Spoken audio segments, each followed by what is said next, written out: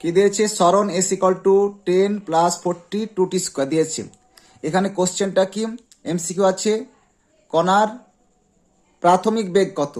প্রাথমিক বেগ মানে তাৎক্ষণিক বেগ চেয়েছে। এখানে তাৎক্ষণিক বেগ বার করতে গেলে কি করতে হয়? ডেরিভেটিভ করতে হয়। তাৎক্ষণিক বেগ ভি সমান হয়ে যায় ডিএস ডিটি। কি হয়ে যায়? DS DT. তাহলে কনস্ট্যান্টের ডেরিভেটিভ হবে 0, বসানোর দরকার নেই। এটা ডেরিভেটিভ -4 থেকে গেল, টি এর ডেরিভেটিভ হবে 1 প্লাস 2 এর সঙ্গে 2 গুণ করলে 4t হয়ে যাবে। ঠিক আছে, ভি সমান তাহলে কি পেলাম?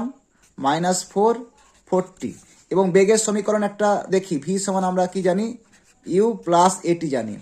হয়েছে? তুলনা করি, তাহলে কি হবে? এখানে প্রাথমিক বেগ কত হবে? -4। প্রাথমিক বেগ হবে -4 একক বা ইউনিট, এটা উত্তর হবে। হয়েছে? আবার কোশ্চেন থাকতে পারে, এই যে এস ইকাল টু একটা কোশ্চেন দ্বিতীয়ত যেটা দিয়েছে, এস ইকাল টু ধরো টি স্কোয়ার, এটা দিয়েছে।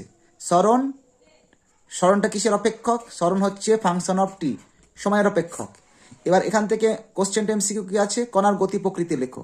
আমরা একেবারে সরণ থেকে বেগ পর্যন্ত ডেরিভেটিভ, ত্বরণ পর্যন্ত ডেরিভেটিভ করব। তাহলে বেগ কত হবে? 2টা চলে আসতো, 2t হয়ে গেল। বেগ সময়ের সাপেক্ষে পরিবর্তন হচ্ছে, ত্বরণ দেখে নিই। ত্বরণ এ সমান কত হবে? ডিভিডিটি, তাৎক্ষণিক ত্বরণ 2 হবে, টি এর ডেরিভেটিভ 1, টি এর ডেরিভেটিভ হবে 1। এখানে টি নেই, মানে এটা কনস্ট্যান্ট।